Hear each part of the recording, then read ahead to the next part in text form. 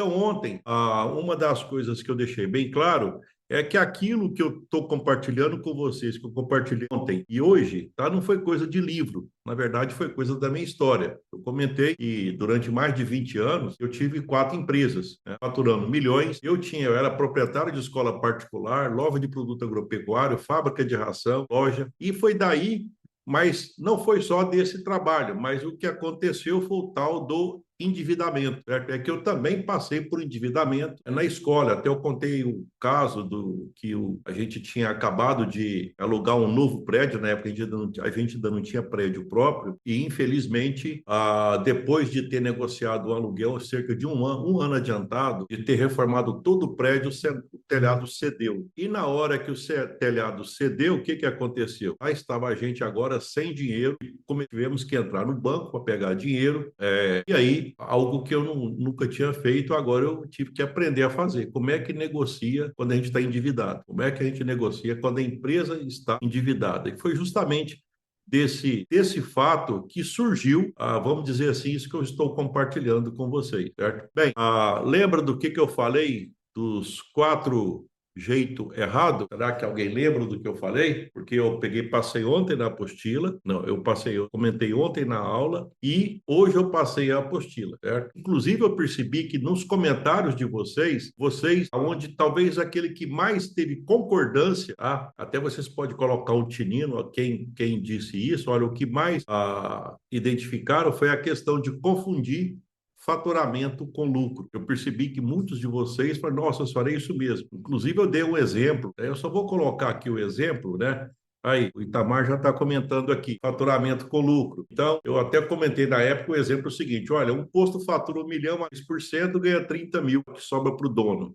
Você pode ter uma clínica que fatura 200 mil, 30% sobra 60 mil. Então, muito mais importante do que o faturamento que você tem é o dinheiro que sobra, certo? E muitas vezes, na hora de negociar a dívida, às vezes existe aquela ideia que tem que vender mais e que se vender mais, de alguma forma vai aumentar o lucro, certo?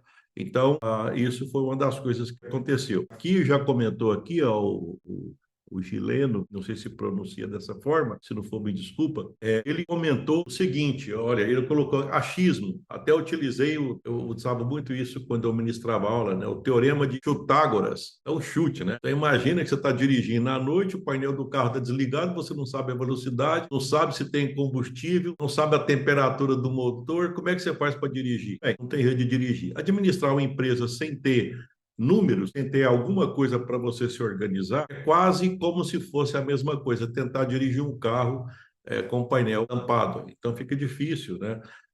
Tem até uma máxima que diz: quem não controla não melhora, certo? E aqui também teve a Lari TBS apagando incêndio, exatamente. Eu estou vendo que vocês guardaram bem. Então, apagar incêndio, ou seja, imagina se o médico passa o dia inteiro só passando analgésico. A pessoa está doente, mas ao invés de cuidar da causa, ele cuida só da consequência, vai passando remédio, só um analgésico, analgésico, e o problema só está piorando, certo? E o problema só está piorando. Então, essa questão de ficar só apagando incêndio e não resolver a causa, isso é um problema, porque, inclusive, até eu lembro que ontem eu comentei que dívida, ela não é a causa, ela é uma consequência. A dívida, ela pode ser comparada a uma febre, né? A dívida aconteceu porque alguma coisa aconteceu antes, porque tem gente que não tem dívida. Tem alguns que tinham dívida e depois deixaram de ter dívida. Então, o que aconteceu? Cuidaram da consequência ou da causa? Eu tenho certeza que cuidaram da causa. Tá? Então, bem, aqui tem algumas coisas um pouco mais técnicas, né? Mas aqui, o quarto item, o quarto erro aqui, ó, já apareceu a Lara e comentou aqui, ó, a Lara está estudando bastante, eu não sei se é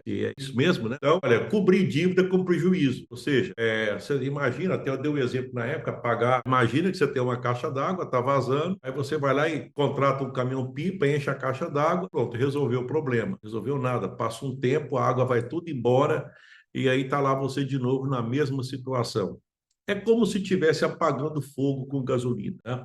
Então, não vai resolver o problema. E outra coisa também, tem que analisar o seguinte, é que normalmente quem tem dívida não tem só uma, certo?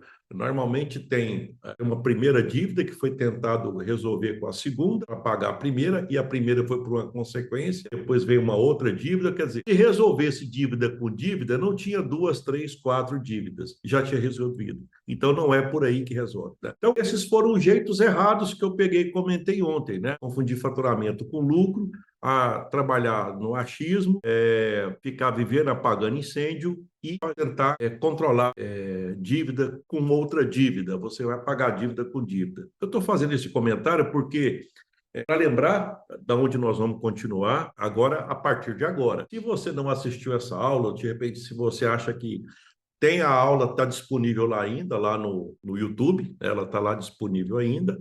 E também, de manhã hoje, eu soltei um PDF, onde explica tudo do jeito que eu estou colocando, tá? Sem muita enrolação, de maneira que você pode ir lá na onde você quer e já ver, certo? Porque aí você vai passar a guardar. Mas o problema não é só guardar. O problema é o seguinte, é que agora você despertou, entendeu, agora tem que aplicar. Agora vai para a sua empresa, inclusive na comunidade, eu percebi que alguns de vocês disseram assim, não, a partir de amanhã eu já vou estar aplicando, tá? Isso eu li ontem à noite, quando eu cheguei em casa, ainda peguei isso aí, certo? Então, aí eu fiz esse pequeno resumo da aula de ontem, certo? Para a gente ter conscientização e ter o ponto de partida, certo? Porque agora a gente pode continuar seguindo, certo? Então, descobrir esses problemas é o primeiro passo. Agora a gente pode, então, continuar. Perfeito? Então, na aula 1, nós é como se a gente entendesse o que está impedindo a empresa de avançar. A aula 2 eu vou mostrar como é que organiza. Isso eu vou fazer a partir de agora, tá? Eu acredito, inclusive eu percebi que criou muita expectativa essa questão de falar do jeito certo, tá? E agora eu vou passar a falar disso. Agora nós vamos pegar e falar do jeito certo mesmo. Prepara então que já vai o primeiro jeito certo. Se você está endividado ou com pouco lucro, certo? E você está percebendo que as coisas não estão como deveria, e eu acredito que quem está aqui é empreendedor, tá? E está nessa situação, certo? Então eu te falo o seguinte: primeiro jeito certo, eu coloco de uma maneira pedagógica, mas eu vou explicar de maneira mais profunda um pouco para você entender a lógica disso. Primeiro jeito certo é parar de cavar buraco. O que seria isso? Quando eu falo parar de cavar buraco, é tipo fazer um diagnóstico da realidade. Eu vou explicar com detalhe o que eu estou querendo dizer. O primeiro passo não é crescer, o primeiro passo é parar de piorar a situação. Aquela ideia que tem, não, eu estou endividado, então o que eu tenho que fazer? Eu tenho que vender mais, porque eu começo a crescer e aí então a situação passa. Então eu comentei isso também, de certa forma já. Tá? Então esse horário não é, esse momento não é para crescer, até porque o crescimento não está acontecendo. Vou ser sincero, como é que vai crescer se até hoje não cresceu e ainda endividou? Eu começaria, inclusive, até nesse momento aqui, eu diria para você o seguinte: o dono da Ambev, o Paulo Leman, ele fala o seguinte, e veja bem que ele ficou conhecido, deixa eu colocar o contexto que serve muito bem para explicar isso aqui. Ele fala o seguinte, que quando ele comprava uma empresa, tá, a primeira coisa que ele fazia, às vezes as pessoas falam, não, já faz um trabalho de marketing, cerveja nós estamos falando, já faz um trabalho de não, tem nada a ver, não é isso que ele fazia. Ele comprava a empresa e já ia com bisturi. Ele já ia com bisturi. O que é isso? Ele já ia fazer um controle interno da empresa. Ele olhar para dentro da empresa, isso ele faz. Agora, bem, se é uma das pessoas mais respeitadas no mundo dos negócios, certo? Então, olha só, ele faz isso. A primeira coisa que ele faz quando ele compra uma empresa que não está dando lucro é parar de cavar o buraco. Ele vai lá para dentro e ele começa a cortar, certo? Ah, mas e as vendas? Não, as vendas, tipo assim, vai continuar. Ele não está. Naquele momento, ele quer parar os vazamentos. Naquele momento, ele quer parar os vazamentos. Então, talvez esse seria, se você continuar fazendo, é uma outra forma de pensar, então. Você fez alguma coisa, e aí? O buraco aumentou. Fez de novo a mesma coisa. Aí precisou de outro empréstimo. Fez de novo. Aí a dívida está aumentando. Mas então vai fazer de novo. Tá? Agora é o seguinte: o Levi vai falar para me fazer agora. Eu não vou falar. Eu vou falar que você não tem que crescer nesse momento. Não é a hora de crescer. Crescer, você vai crescer na hora certa. Você vai crescer depois disso. Não tem como crescer com punhado de dívida. A gente cresce quando não tem. Quando tem dívida, tem que parar com ela. Depois a gente cresce. Então, a lógica tem que mudar, certo? Então, a primeira coisa é o seguinte: se você não sabe exatamente a realidade da sua empresa, fica difícil, certo? Então, o primeiro movimento é fazer um diagnóstico da realidade do negócio, é entender com clareza o que está entrando, o que fatura, quanto custa a operação, ver o que sobra por mês. Até porque, como é que você vai negociar alguma coisa se você não sabe o que sobra por mês? Aonde estão os vazamentos? A pergunta é simples: o problema é a falta de venda ou a falta de lucro? Eu te falo que é a falta de lucro. Vendendo, você vende um tanto, certo? E nesse momento, você quer lucro. Então, às vezes, o empreendedor fica correndo atrás de vender mais quando o verdadeiro problema está nos custos. E eu te falo o seguinte: pela experiência que eu tenho, que depois de 20 anos tomando conta das minhas empresas, e eu passei a prestar consultoria nas empresas, eu fiquei cerca de desde 2013 prestando consultoria. Eu parei na época da pandemia e eu comecei a fazer o trabalho digital. Aí eu passei interno e comecei a escrever. Escrevi até no final, lá do lado ali, tem um livro que eu escrevi, certo? Eu fiquei dedicando à leitura e a pegar e colocar no papel coisas que passavam na minha cabeça em relação à empresa, tá? Então, um exemplo muito prático para você entender o que eu estou querendo dizer com parar de cavar buraco. Imagina uma empresa que está sem dinheiro e o empresário acha que a solução é vender. Aí ele compra mais produto e aumenta o estoque, faz propaganda, contrata gente, só que ele ainda não sabe por que está faltando dinheiro. Resultado, o problema aumenta, certo? É como se fosse um médico que resolve operar o paciente sem fazer exame. Ele toma uma decisão, mas não sabe o que realmente precisa ser feito. Então, por isso, o primeiro passo não é crescer. O primeiro passo é olhar para dentro da empresa, é o olhar interno. Há pouco tempo eu fiz uma live para os meus alunos e numa mentoria eu fiquei batendo justamente na tecla. Olha, antes de olhar para o lado de fora, antes de olhar para o banco, para o fornecedor, antes de você ficar olhando lá para fora, olha para dentro. Mas por que eu falo isso? Porque eu fiquei lembrando de quando eu prestava consultoria aqui nas empresas, eu ficava vendo o tamanho dos custos vinculados a faturamento. E eu ficava impressionado o seguinte: o quanto que variava de uma empresa para outra, certo? E a dificuldade que o empreendedor tem, em princípio, de olhar para dentro da sua própria empresa. Tá?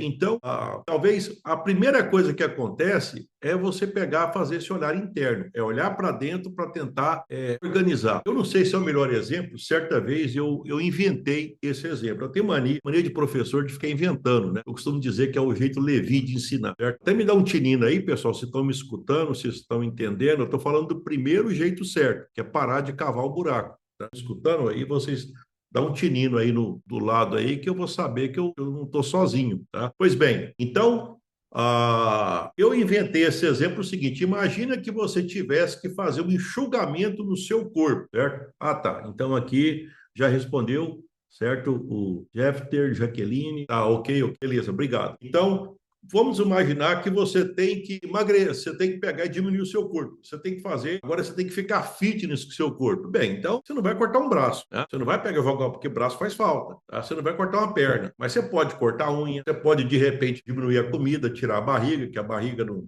né? Até inclusive, se pudesse fazer isso, era até mais fácil. Tudo bem. Então, você vai tirar coisas que não atrapalham o contexto, que não atrapalhem nada. Agora, vamos pensar numa empresa. Será que na empresa, partindo do faturamento, não tem alguma coisa que você pode cortar e que não atrapalha no faturamento? Porque se atrapalhar, você não está... Eu estou dizendo para não preocupar em aumentar o faturamento, mas eu não estou dizendo para diminuir também. Eu estou dizendo para cortar custo. E, normalmente, quando a gente olha para dentro, tem custos que não mexem no faturamento. De maneira geral, eu posso até te dar um spoiler disso. As empresas pequenas, elas costumam ser empresas familiares, certo? E, normalmente, o critério de remuneração, eu já vi isso em muitas empresas, o critério de remuneração, ele está muito ligado ao seguinte: não, mas é que fulano precisa, certo? O critério não é um critério da meritocracia. O CNPJ, ele preza aquilo que faz o faturamento crescer. O CPF, que tem coração, às vezes quer fazer coisa porque a pessoa precisa, porque ele é bonzinho, certo? Tem que lembrar que empresa é CNPJ, não tem coração, certo? Ela nem parente tem. Então, normalmente isso faz com que o problema fique mais agravado, certo? Então, eu vou contar para vocês uma situação que eu presenciei, tá? eu estava acompanhando um restaurante, certo? O restaurante era um restaurante pequeno, vendia tipo R$ 30.000 por mês, e eu lembro que a despesa por carne, talvez ela ficasse na faixa de R$ 8 a R$ 9.000 por aí, certo? Era a proporção. E evidentemente que uma das coisas que eu já aprendi em negócio é o seguinte: você tem que olhar e tem que preocupar com aquilo que gera preocupação. Poxa, 30 mil, 9 mil, eu tenho que ficar de olho nisso aqui. Isso aqui está desproporcional. Né? Ou então tá certo, tudo bem. Mas eu comecei a acompanhar. Olha só o que eu presenciei. É que no domingo, na hora que fazia o churrasco, o churrasqueiro já fazia uma quantidade de carne maior, até por conta de uma recomendação também das mulheres que trabalhavam na cozinha, porque a regra era o seguinte: terminou o almoço do domingo, aí já pegava aquele excesso de carne e repartia entre os funcionários, e levava a carne para casa. Então, se ele fizesse pouca carne, ficaria difícil de fazer a marmita de cada um. Vocês estão entendendo o que eu estou falando? Aí eu conversei com a proprietária sobre isso. Então ela disse: mas é que o pessoal, eles ajudam, trabalham aqui tudo, né? Então a gente faz isso, é para poder ajudar. Pois bem, vai. E aí, como é que faz, certo? Olha a despesa, o custo, quanto que vai lá em cima, e isso, para todo efeito, não está no contrato, né? Ela não estava ganhando dinheiro. Até se tivesse sobrando dinheiro, tudo bem. Mas ainda, inclusive, o restaurante era pequenininho, tinha uma gaveta onde o esposo pegava dinheiro para comprar ração para levar para frango na fazenda, na chacrinha. Tinha uma filha que também, de vez em quando, precisava. É, Talvez isso é coisa de pequena empresa, de bem pequena mesmo, né? Porque quando a empresa está um pouco maior, já não tem como. Por exemplo, eu nunca tive empresa tão pequena assim, certo? Mas de maneira geral, às vezes a empresa pode até ser um pouco maior, mas tem isso passa batido. Então, que fique bem claro, o primeiro jeito certo é parar de cavar o buraco. Então, o que você fala? Não, Levi, então agora eu já quero, semana que vem, depois da jornada 90D Nunca Mais no Vermelho, eu já quero sair fazendo o quê? O que você vai fazer? Parar de cavar buraco. É a primeira coisa que você vai fazer. Depois você vai fazer outras coisas. Eu vou mostrar para você quatro jeitos certos. O primeiro é parar de cavar. Primeiro você vai ver aonde é que está vazando. Se você falar para mim: eu acho que não vaza nada, vaza sim. Agora, tem um detalhe que eu acho que é importante, e eu vou comentar com vocês sobre isso: é o seguinte, na hora que eu falo de pegar e parar e segurar vazamento, você tem que pensar assim: pegar e parar de vazar, é você pegar e acompanhar todas as etapas aonde pode ser que tenha dinheiro a mais do que deveria indo. Tá tendo algo que poderia ser menor. E esses vazamentos, eles acontecem. Vou pegar e só enumerar algumas coisas para vocês. O custo dos insumos que você compra, quantos fornecedores você tem? Será que não seria possível comprar um pouco mais barato? Há pouco tempo eu tinha um aluno meu, ele estava fazendo o seguinte: olha, não, Levi, eu pego e compro alguma coisa por 10, vendo por 20. Mas sabe o que eu fiz? Eu peguei, abri, compartilhei uma planilha e começamos a fazer a conta. Quando ele vendia de 10 por 20, sabe quanto sobrava para ele? Nada. Mas como é que pode, uai? Quando o custo fixo é muito alto, quando o custo da empresa é muito alto, para a empresa ficar aberta fica muito caro, certo? Então, às vezes, pode ter até aquela situação de que você tem duas empresas vendendo o produto pelo mesmo preço. Vocês vão ver que tem uma que está ganhando dinheiro e outra não. Tem até um vídeo meu aí que viralizou, que eu falo de comprar vender uma Heineken por 1.005. Depois vai lá no YouTube e dá uma olhada lá, que lá explica muito bem a lógica disso, porque em princípio as pessoas já acham o seguinte, que todas as empresas são iguais porque são empresa. Não são, certo? Não são.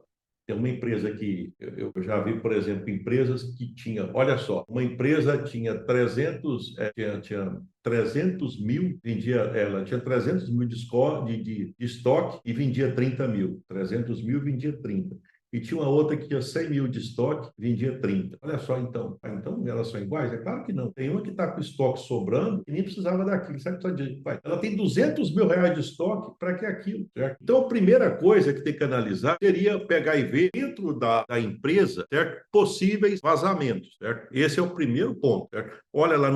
Olha o pagamento de colaboradores, certo? Olha, tipo, aluguel, tem que olhar lá dentro. Tá? Pois bem, eu estou vendo aqui que o Arthur está comentando, está falando tudo que realmente acontece. Pois bem, que bom que você já está. Então, Arthur, é o seguinte: primeira coisa, pega o bisturi, certo? E outra coisa também, na hora de, por exemplo, mas é que é uma das coisas que eu já percebi, certo? Até não é uma questão, eu costumo até dizer o seguinte: não é que a gente não sabe o que tem que fazer, às vezes a gente não tem coragem de fazer, às vezes não tem coragem. certo? Então, às vezes a gente começa a ficar bonzinho demais. O Paulo Lemann fala isso, que fica bonzinho demais. Olha, o faturamento continua igual. E você começa a aumentar todos os pagamentos, por quê? Ah, não, porque a pessoa merece, porque é boazinha, porque não sei o quê, e o faturamento é igual. Não, mas eu sempre tive uma coisa comigo. Quando o fornecedor começava a mandar cartão de aniversário para mim, falando que eu era bonito, gerente querendo. Aliás, gerente nunca me visitou muito, porque eu nunca tive moral com o gerente, né? Claro, quem não usa, quem não precisa de dinheiro de banco, então aí eles não estão muito preocupados com a gente, né? Bem, então tá aqui, ó. O Arthur está até comentando aqui que a sorte é que juntou um patrimônio suficiente para aguentar alguns meses de faturamento baixo, tá? Então, eu te falo o seguinte, Arthur, eu te falo o seguinte, o que você está fazendo, Arthur? O Arthur está dizendo que ele juntou um patrimônio e quando era certo que isso permite ele suportar meses de faturamento baixo. Um dos maiores problemas das pessoas que estão, quando estão endividadas, é que não tem essa reserva financeira ou essa estrutura financeira. Tá? Você sabe o que eu falo para explicar isso para as pessoas, para ficar bem claro? Eu falo de estratégia de urso. O que é estratégia de urso? Presta bem atenção em relação ao que é estratégia de urso. O urso, nas épocas de primavera, verão, ele come, mas come mesmo, certo? Por quê? Porque tem coisa que comer, tá? Tem coisa para comer, certo? E outono e inverno não tem nada para comer, congelou tudo, nem água tem para beber. Então o que o urso faz? Ele fica dormindo, ele é um falso hibernante, ele fica lá quietinho.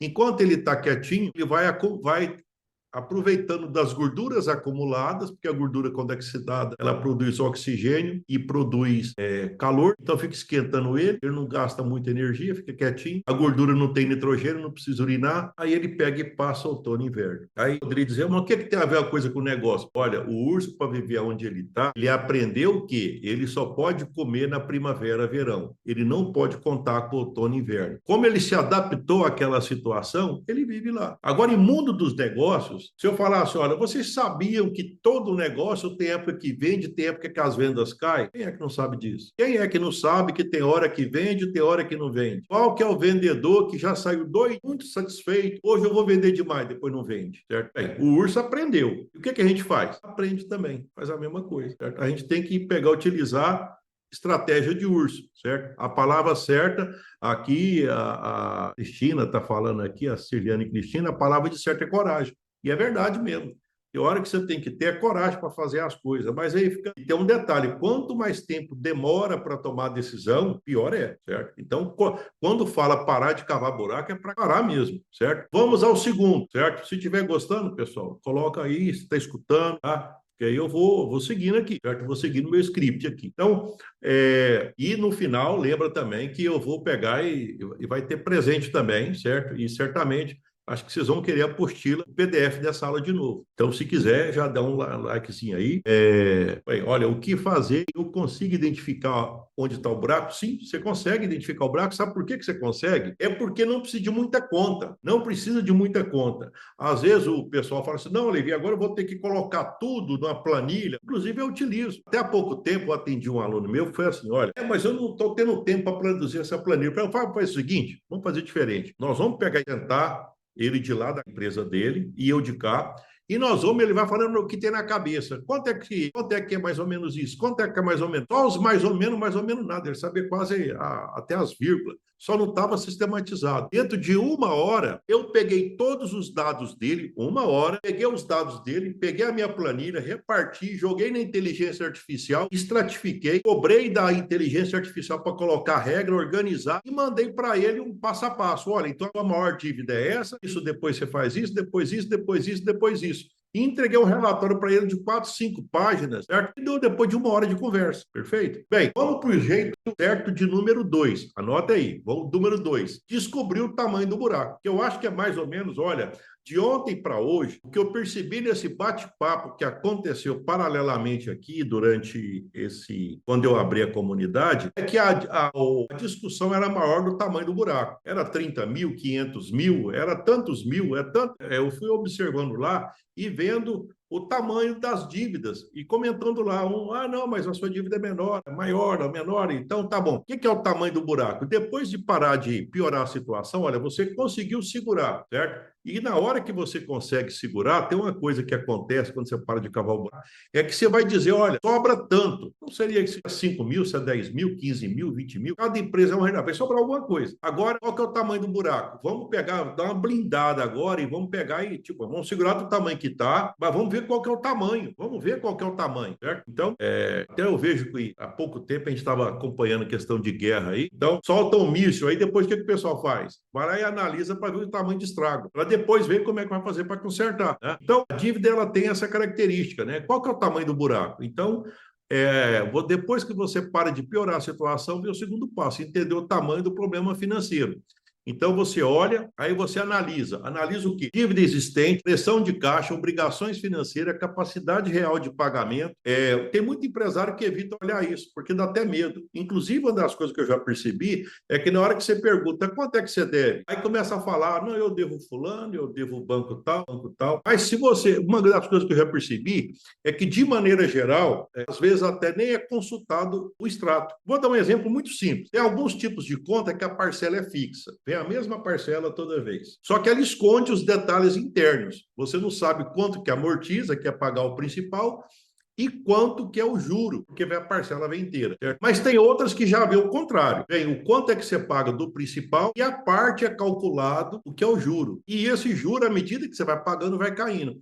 Essa é a lógica do Pronamp, por exemplo, que é um dos juros mais baratos que tem. Então, quando eu pego e faço a estratificação, eu analiso, olha, esse juro aqui está muito alto. Eu já pego e já vou direto no juro alto. Esse aqui, normalmente é o Pronamp, está mais barato. Então, o que que já deu? Já deu uma estrutura. Na hora que você vê o tamanho do buraco, quanto deve, para quem deve, qual que é o juro, então já dá para pegar e pensar o seguinte, olha, já comecei a perceber, se estava tudo nublado, agora já ficou um pouco mais claro, certo?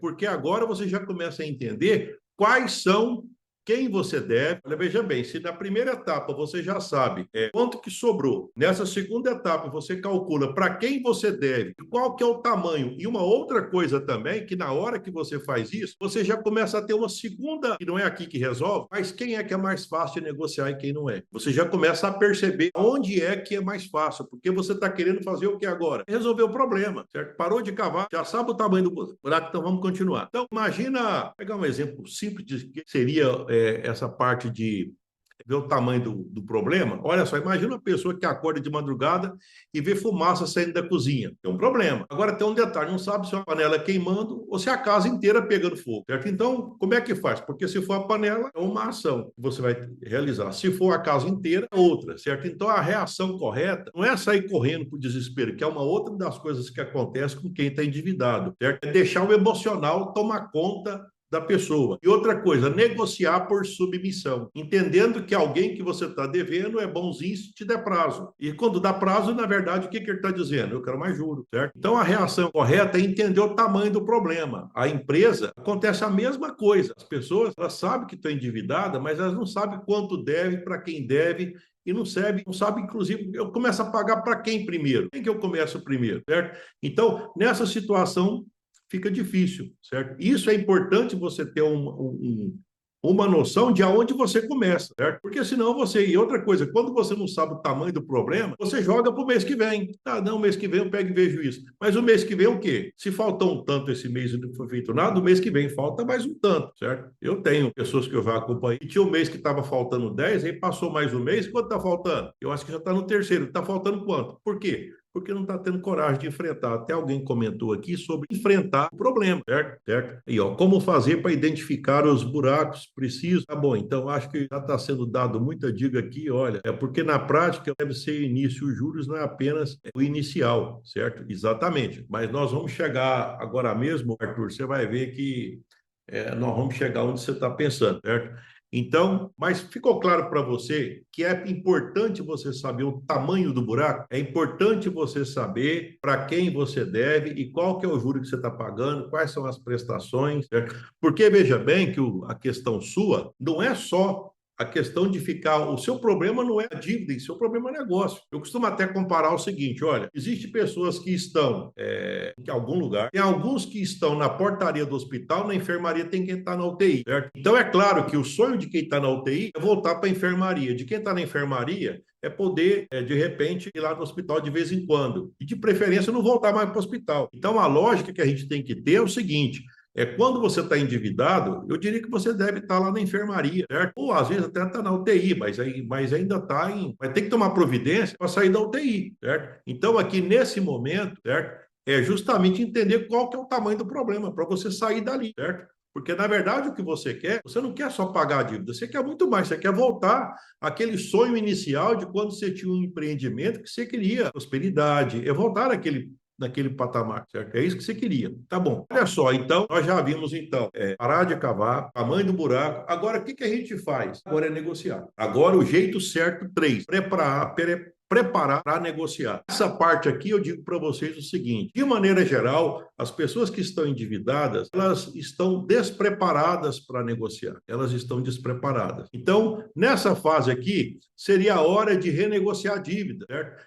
De reorganizar prazo, reduzir pressão financeira, ajustar custo. O objetivo não é apenas aliviar o caixa, é criar espaço para o negócio voltar a respirar. A pergunta que é reorganizar a operação, certo? Nessa situação, vamos pegar um exemplo aqui? Eu vou te dar um exemplo. Imagina que você quebrou a perna, aí o médico coloca gesso, o tratamento não termina naquele dia, você tem retorno, tem acompanhamento, tem fisioterapia, tem novas avaliações. A negociação, ela não é somente aquele momento, certo? Existe uma continuidade. Uma outra coisa que acontece é o seguinte, quem vai negociar acha que um contato, em princípio acredito com o gerente da sua conta, resolveu o problema? Não, a negociação não é uma ação, é um processo. Prepara que vai ter várias etapas. Então você tem que preparar para isso. Como é que você prepara? Você já imaginou você chegar lá no banco para negociar com o gerente e falar, olha, eu queria que você me ajudasse, o que é que você precisa? Tá, às vezes até você tá tudo, olha, eu tô pagando, eu tô conseguindo, tá atrasando, mas está pagando, está pagando. O que é que você pode fazer por mim? Na hora o gerente fala, não, vamos negociar, vamos negociar. E eu estou vendo aqui que a gente pode fazer o seguinte, a gente pode, porque para você estar apertado, tipo, R$ 1.500, se cair para 900 por mês, fica melhor para você, aí você fala, nossa, beleza. Então, mas vamos supor que você estava devendo lá isso, 1.500, e estava devendo 20. Ele passou para 900, virou 30, virou até mais, às vezes vira 40. Bem, mas se pensar pelo fôlego no caixa, então, nossa senhora, foi fantástico. Mas veja bem que para o banco foi fantástico. Ele conseguiu fazer algo de 20, virar 30, 40. Deu mais dinheiro ainda, certo? E não resolveu. E você ficou o quê? Mas não sei quantos meses, anos, trabalhando mais para pagar a mesma coisa. Isso é negociar? Então, as renegociações de dívida, quando você faz esse tipo de renegociação, você assume, você admite, você concorda de que você vai internalizar um juro e uma multa e agora você vai parcelar ele em parcelas pequenas, entendeu? Ficou claro isso? É essa negociação que você quer? É uma negociação que vai colocar mais dinheiro para o banco? É uma negociação que você devia 20 para o banco, agora vai para 30, para 40, porque de repente você passou de 1.500 para 900? Essa negociação que você gostaria, certo? Eu não sei se vocês sabem como funciona essa questão de dívidas, mas eu vou te falar uma coisa. Existe isso é muito usado, eu utilizo bastante isso, certo? E eu vou compartilhar isso com vocês. Quando você conhece você e quando você conhece o outro lado, então eu já falei um pouco de você. O que eu falei de você? Você sabe, você parou de cavar, sabe quanto sobra e sabe quanto você deve. Pronto. Então você conhece a si mesmo. Agora vamos olhar para o outro lado, vamos olhar para o banco. Vamos ver. Se você sabe disso, bem, se não, então vai ficar sabendo agora. Se por acaso você, aqui, ó, vai ter até um caso aqui, ó, tentei negociar 3 vezes com o banco diferente, a resposta de todos é que tem que estar em dia para regularizar. Perfeito. Isso aqui é fantástico, Antônio. O comentário do Antônio aqui foi fantástico. Ele foi lá negociar e eles falaram que ele tem que estar em dia para negociar. E eles vão fazer uma proposta, essa que eu falei. Eles vão para negociar, você coloca em dia, eles pegam e fazem uma parcela mais baixa. Ô Antônio, essa é assim que funciona. A primeira ação é essa aqui. Só que eu falei que negociar a dívida é o quê? Um processo. O que é um processo? São várias etapas. Então, deixa eu contar para vocês. Vamos pegar o caso aqui, o caso que o O Itamar está falando que ele tem, olha aqui, agente pró, parcelamento enorme, ficaria 230. Vamos pegar os 67 mil aqui do Itamar, tá? 67 mil, certo? Isso é JDV no banco, certo? Se ele for lá, eles vão pegar e aí eles vão pegar e colocar qual que é o tamanho que você dá conta de pagar. Tudo bem. Só que deixa eu te explicar do outro lado, que veja bem que agora presta bem atenção nisso. Você conhece a você. Você sabe o que sobra. Se você não sabe, você vai saber. E quando você deve. Perfeito? Agora você vai fazer o quê? Agora você vai lá no banco e eu vou te explicar como é que é lá no banco. Se o banco, esses 67 mil que a Itamara está falando, para o banco ter 67 mil na mão dela, ele tem que colocar numa conta de devedores duvidosos essa mesma quantia. Então vamos supor que muitas pessoas colocaram dinheiro lá no banco, certo? Colocaram, é claro. Como é que você coloca dinheiro no banco? Você aplica lá no CDB, LCI, LCA, você debênture, você aplica lá. O banco pega aquele dinheiro que você aplicou e ele te paga tipo 1% e empresta por mais. Mas vamos supor que o caso aqui da Itamara já está em 67. O banco, pelas regras do Bacen, do Banco Central, o banco é obrigado a colocar 67 mil em crédito duvidoso. Ele não pode pegar 67 mil. Por quê? Porque a Itamara não pagou. Então o banco fica de castigo, porque o Bacen, o Banco Central, exige, olha, você tem que deixar lá 67 mil. Porque se a Itamara não pagar, você tem que dar conta de pagar as pessoas que você deve. Porque alguém colocou dinheiro aplicado lá, CDB, LCI, LCA, entendeu? Então o banco é obrigado. Então veja bem o seguinte, que para o banco não é interessante ele ficar dando dessa forma, porque está vencida a dívida não está negociada, entendeu? E isso fica muito risco. Quando fica muito risco, o Bacen exige que o banco coloque esse dinheiro para ficar à disposição. Então, o banco fica sem condição de trabalhar. O que acontece isso? O banco, ele te procura para negociar. Mas te procura para negociar quando? Porque você foi lá e falou que queria pagar? Não. Inclusive, aqui, tem um comentário aqui deixa eu ver aqui, quem foi que falou? Foi o Antônio? Ah, tá. Foi o Antônio que comentou. Antônio, você foi lá no banco, eles te propuseram fazer uma negociação. Essa negociação foi com o gerente. Então, eu te falo o seguinte, não é essa negociação aqui, não é essa negociação. A negociação que funciona normalmente é o seguinte: você tem que criar a condição para negociar. O banco precisa de ter esse dinheiro liberado novamente na conta dele, fica preso. Então, o banco tem interesse de negociar, perfeito? Estou te falando como é que é lá do lado do banco, certo? Você não sabe ainda, mas se você pegar aí, eu posso te mostrar o que se consegue em relação. É claro que tudo tem que analisar qual que é a dívida, se for de cartão de crédito, se for de cheque especial, se for essas contas garantidas, porque isso não está vinculado a nada do seu patrimônio, certo? Isso está vinculado a dívidas lá do banco lá, que elas crescem exageradamente. Perfeito. Só que as dívidas não podem crescer exageradamente, nem a lei permite, sabia disso? A lei não permite crescer exageradamente, porque a única forma de uma dívida crescer exageradamente é quando cobra juro em cima de juro, de cima do outro juro. E o banco sabe que, se isso fosse seguir o caminho da justiça, ele perderia, porque o juiz ia dizer, não, esse juro é sobre juro, isso aqui não vale, tira fora. Voltaria quase que ao valor original, entendeu? Então não é interesse para o banco ajuizar, porque fica caro, porque demora e porque depois, no final, a sentença o juiz vai dizer que a conta é bem menor, certo? É por isso que existe aquela negociação extrajudicial. O que é extrajudicial? Fora da justiça. Não tem nada a ver com a justiça. A gente fala de negociação administrativa. Então, por exemplo, você vai lá no banco falar com o gerente. O que o gerente faz? Não, tudo bem, então eu vou te arrumar uma outra linha aqui. O que você dá conta de pagar? Não é assim. Não é assim. Na verdade, na hora de negociar, lembra que eu falei que é um processo? Tá? Então você vai pagar. Só que depois de 10 meses, aproximadamente. Passa um mês, passa 2, passa 3. Agora você tem que ter resiliência. Você vai receber ligação. O gerente vai ficar chateado com você. É claro que vai, ué. Ele tem meta para cumprir, certo? Por que agora você não vai pagar o juro que o banco precisa? Por que agora você não está tão bonzinho para ele? Então, depois de cerca de 10 meses, talvez nem seja ele, vai ser um outro setor do banco, que já te falaram um punhado de coisa, aí eles te falam o seguinte, não, então, qual que é a sua proposta? Aí já começou. Olha, quer dizer, eu não tinha nem proposta. Agora tem um detalhe. Negociações, elas têm uma característica. É tudo ou nada. Não vai você pegar agora, não, agora eu vou lá para esse pagamento, me dar mais não sei quanto de prazo. Aí não adianta, Certo? Se eu te falar que tem cartão de crédito e de repente poderia ser 100 mil e ficou por menos de 10, você acredita nisso? Você acredita nisso? Às vezes, Se de repente você pegar e passar para mim o valor e o banco e tudo, eu te passo uma jurisprudência mais ou menos do que já conseguiram naquele banco. Hoje a gente consegue isso pela internet, a gente consegue ver essa questão. Veja bem que nesse momento, olha aqui, ó, Levi, os boletos da loja vende com lucro, mas sempre é dificuldade de pagar. Estou conseguindo pagar. O que nós temos que analisar é o seguinte: você tem que criar um ambiente para pagar. E para criar esse ambiente, para mexer com outro setor do banco, tem que sair da frente. Você tem que entrar na lista daquele que eles vão. Até o pessoal costuma dizer o seguinte: eu gosto muito dessa expressão. Ah, não, mas eles vão sujar o meu nome. Não, eles vão proteger o seu nome. Porque na hora que ele te coloca, se ele te colocar no serviço de proteção ao crédito, fantástico, você não vai poder endividar mais. Olha que beleza. Acabou. Você não pode mais ter dívida. Por quê? Porque o banco não deixou. Agora você tem que fazer o quê? Resolver. Só que na hora que ele faz isso, ele vai te dar condição para você pagar. Você sabia disso?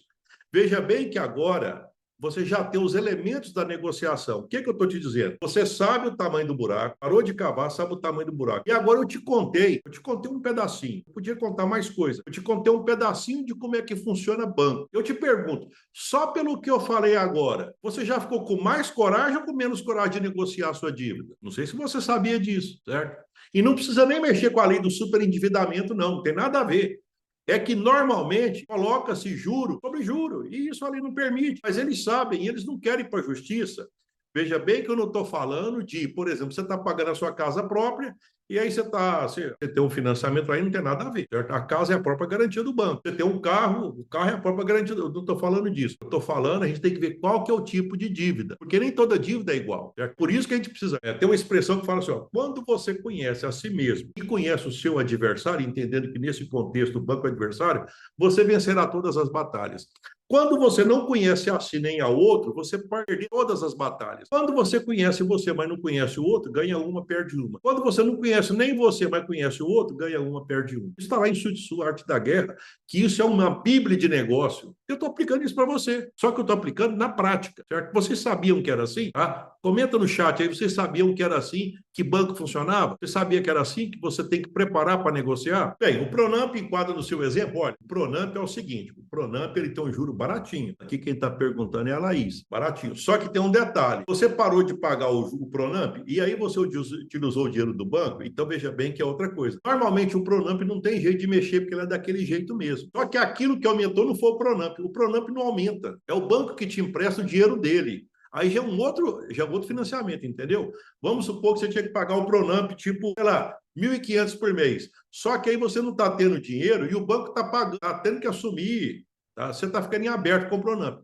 E você está usando dinheiro do banco. Esse dinheiro do banco não é Pronamp, não. Certo? Esse dinheirinho do banco já é outro, e o juro é altíssimo. E o juro é altíssimo. Então, veja bem que eu dei uma aprofundada um pouco maior aqui, que as negociações inteligentes é quando você prepara para entender a si mesmo, certo? Você entende o seu lado, entende o outro lado, e outra coisa, você sabe o que o banco pode fazer e o que não pode. E aí o que você faz? Você se prepara para negociar. E outra coisa, você não pode ter medo de cara feia. Não vale. Empreendedor não tem medo de cara feia. Até porque você sabe o que é? Eu conheço empreendedor que estava com problema. Então, aí o que o gerente falou para ele? Gerente assim, aposentado, gerente que é amigo, certo? Amigo de instituição, certo? De caridade, e ele falou, olha, eu vou te ajudar, tá? Então, o que eu faço? Não, eu estou devendo o banco, né? Então tá, você pega e para de pagar. Mas não, mas não vai pagar, não, não é isso. Eu falei para vocês. Você tem que criar um ambiente para negociar. Não, você dá um tempo. É mais ou menos isso. Menos de um ano, o banco fez uma proposta para ele, tirando juro, multa, não sei o quê, papapá, né? Então, portanto, fica bom para você? Fica. Só que ele pegou e tirou o patrimônio que ele tinha da conta dele, se for caso de proteção, né? Se tiver algum imóvel, dinheiro parado em poupança, alguma coisa,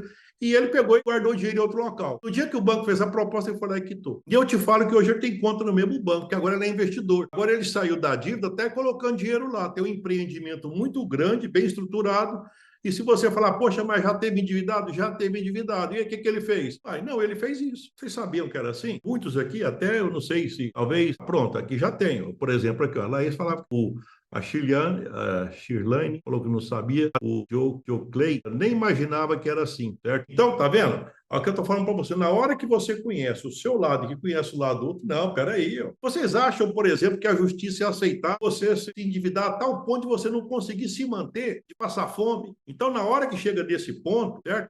Não, mas é que eu aceitei. Na verdade, você não consegue ler aqui esse contrato. Os contratos, de maneira geral, eles têm uma característica que chama de leonina. Leonina porque lembra do leão, que é fortão. Você está fraquinho, o leão é fortão. E aí você é obrigado a aceitar um punhado de coisa que você não quer, certo? E esses contratos leoninos, se for para a justiça, perde tudo. Não é do jeito que eles querem. Então, existe no banco um local onde só negocia e não precisa de advogado. A Jaqueline está falando, não, para acionar, o banco não quer ir para a justiça, certo? Na verdade, se você, por exemplo, tiver uma habilidade para escrever tudo lá, e até se não tiver também, te pega e passa, certo? É possível só de você pegar e citar que isso é abuso de poder, que isso é abusivo.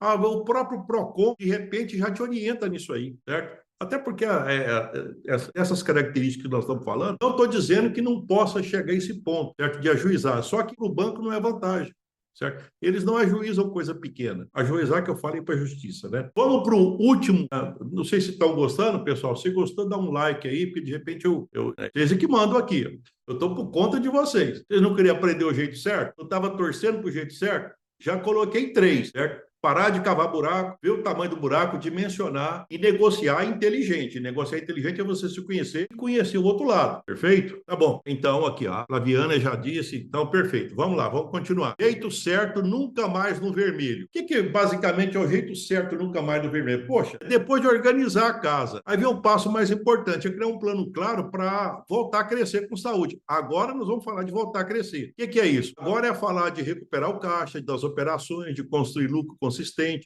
Uma outra coisa que tem que analisar, às vezes o pessoal, não, mas agora eu vou ter que ficar, eu vou pegar e controlar cada vírgula. Não é assim que funciona. Eu tenho certeza que se eu perguntar para vocês aqui, você sabe mais ou menos quanto você vende. Eu costumo até brincar o seguinte, quanto é que você vende por mês? Às vezes as pessoas falam assim para mim, eu não sei. Tá bom, você vende 1.000 por mês? Não. Você vende 1 milhão por mês? Não sei. Tá vendo? Então, mais ou menos as pessoas sabem. No mais ou menos, para início de conversa, você já consegue identificar a maioria dos problemas. Já identifica a maioria dos problemas só logo na largada. Outra coisa também, coloca mês a mês o seu faturamento e tudo que acontece já começou, porque os números te contam as coisas, certo? Bem, um exemplo prático que nunca mais sai no vermelho. Imagina uma pessoa que está acima do peso, ela faz durante a dieta alguns meses, perdeu peso, agora pergunto, o objetivo era emagrecer? Não, o objetivo era continuar saudável. Então, porque ela tipo assim, se ela voltar aos velhos hábitos, inclusive até eu costumava brincar uma época o seguinte, olha, imagina só que o objetivo é emagrecer. Então você vai ter que mudar algumas coisas, provavelmente. Vai ter que ter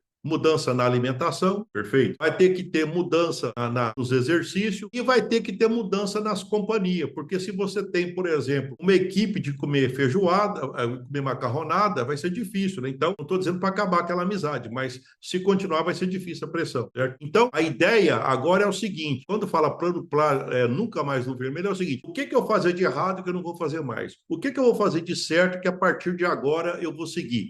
Aí você começa a construir esse plano, certo? Que é para você conferir, certo? Eu costumo até dizer o seguinte, olha só o que eu falo aqui, olha, eu falei ontem para vocês, eu vou repetir, Levi, como é que eu faço para mim ter essa disciplina? Tá bom, então faz aquilo que eu falei ontem. Lembra que eu peguei e falei? Se você tem 25 anos, é claro que depois você se adapta a isso que eu falei para você. Você tem 25 anos e você tem um projeto de trabalhar até 60. Lembra que eu falei isso? Tá bom, aos 60 anos, o que você quer ter? A qualidade de vida, você, sua família, o que você pensa? O que você pensa em termos de qualidade de vida? Tá? Então, você tem 35 anos para fazer isso. Divide em 7 partes. A cada 5 anos, você tem que fazer uma grande conferência. E a cada ano, você faz pequenas conferências. E dentro do ano, 12 meses. Olha, se você aplicar, agora pega, imagina só, nós temos um ano, dentro desse ano, todo mês, o que eu fiz de errado, o que eu fiz de certo. Mês que vem, o que eu fiz de errado, o que eu fiz de certo. Na hora que você coloca e tem que analisar o seguinte, qual que é o grande propósito seu? O grande propósito seu é ser feliz. Você ter uma boa qualidade de vida, você ter paz, certo? Então, toda vez que tiver alguma pressão, você pega e olha lá na frente e fala, mas eu não vou estragar meu futuro por causa disso, não. Eu não vou fazer isso comigo. Eu mereço muito mais. Deus me deu a vida e Ele quer muito mais de mim, tá? Então, isso é uma das coisas, inclusive eu penso dessa forma, certo? Eu penso dessa forma.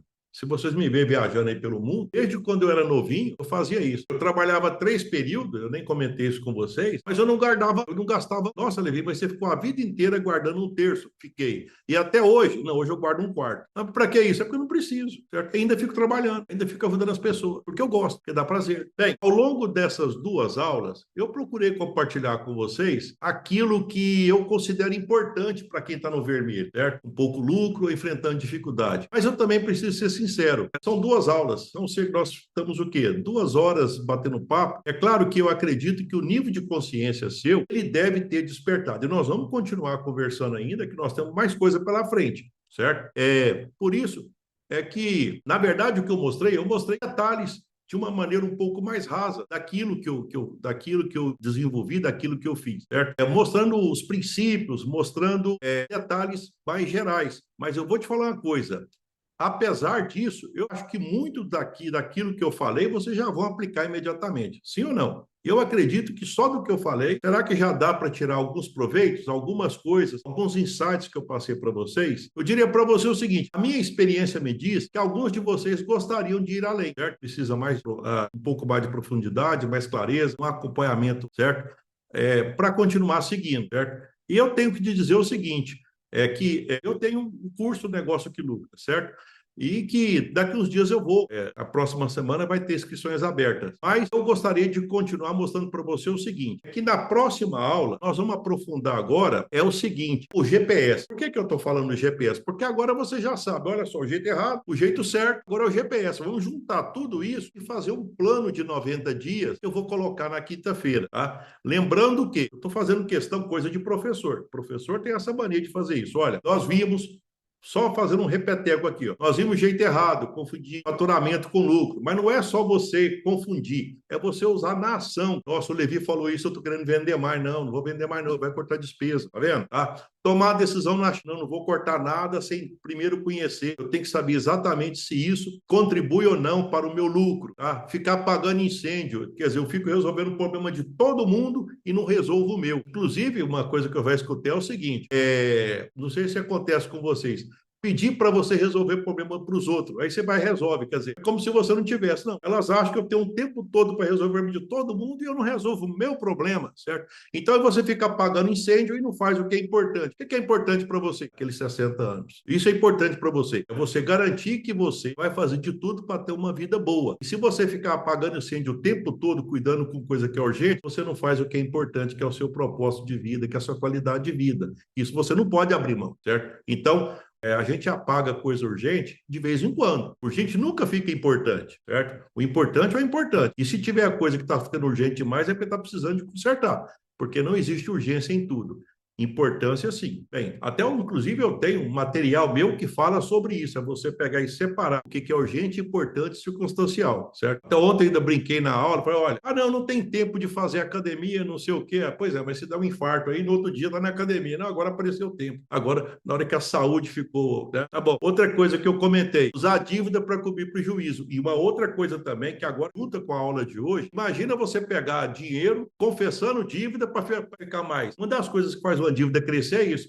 É que você está devendo, aí você pega e procura um agente financeiro, eles te fazem um financiamento e você admite, certo? Você confessa que vai pagar o juro e a multa e assina um outro financiamento. Agora você ficou mais endividado, mas com a parcela menor. Você acha que você vai ser da dívida desse jeito? Então, na hora que eu te falo isso, é que você vai pegar, a primeira coisa que você vai fazer é assim, nossa, como é que eu faço? Eu não te falei que negociar é uma jornada? A primeira coisa é ter consciência. Você vai ter que preparar para isso. Não, mas então quer dizer que eles vão me incomodar. Sim, aliás, se o empreendedor tiver medo de ser incomodado, é difícil ser empreendedor. O empreendedor tem que estar no volante, tem que estar firme, e já colocaram aqui, tem que ter coragem, certo? Hoje, o que nós falamos? Parar de cavar buraco. Eu espero que tenha ficado claro isso. Descobrir o tamanho do buraco, fazer os ajustes inteligentes. Até eu parei um pouco mais nessa parte, em função dos comentários que eu vi lá nos grupos, até eu agradeço o pessoal que fez os comentários, né? Por isso até que eu fui um pouco mais além dessa parte. Nunca mais no vermelho, o plano de ação. Então, agora pega e junta tudo aquilo que nós aprendemos, certo? E do jeito errado, do jeito certo, e vamos agora fazer o plano de ação, certo? Por falar nisso, isso vai ser apresentado na quinta-feira no mesmo horário, certo?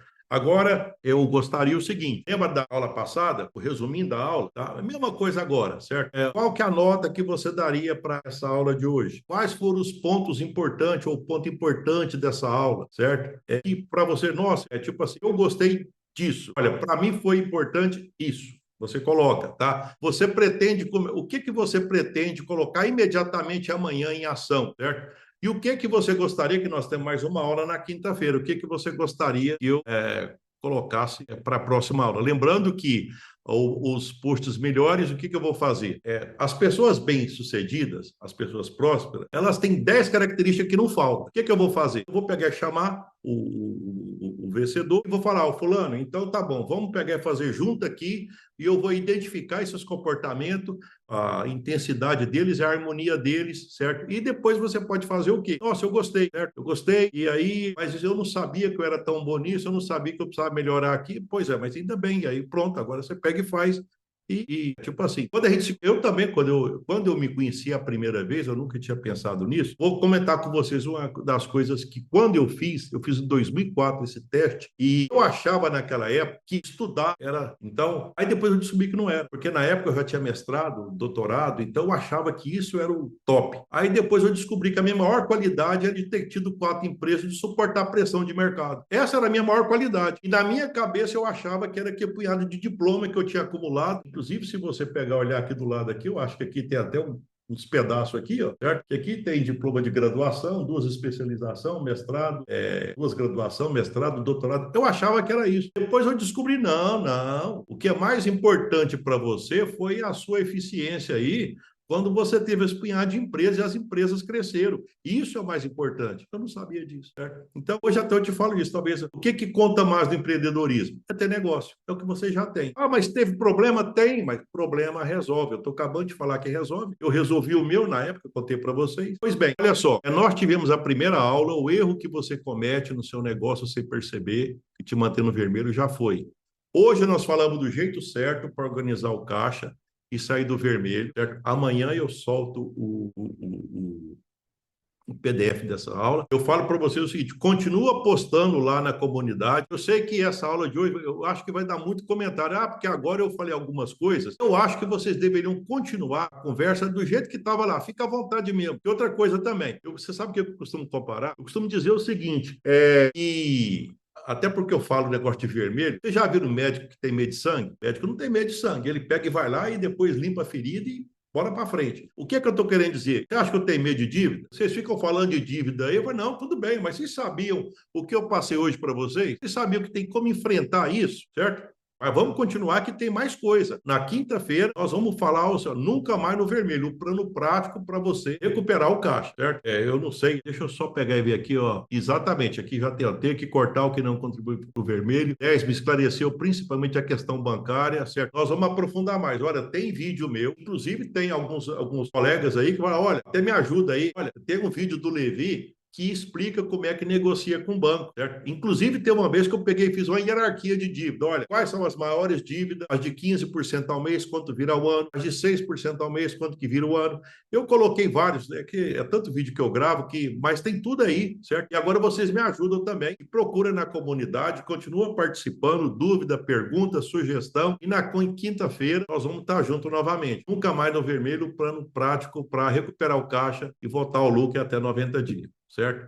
E lembra o seguinte, olha, pessoal, não demora, dinheiro vai e volta. Tempo não, tempo só passa. Então, negociar é aprender. É por isso que eu coloco 90 dias, porque dá para se fazer o plano, certo? Não é que você vai sair da dívida em 90 dias, mas você vai saber o que você vai fazer e que já dá para permitir que você já veja um horizonte quando você vai ter paz na sua vida, aqueles 60 anos, aquilo que eu falei, certo? Bem, então é isso aí.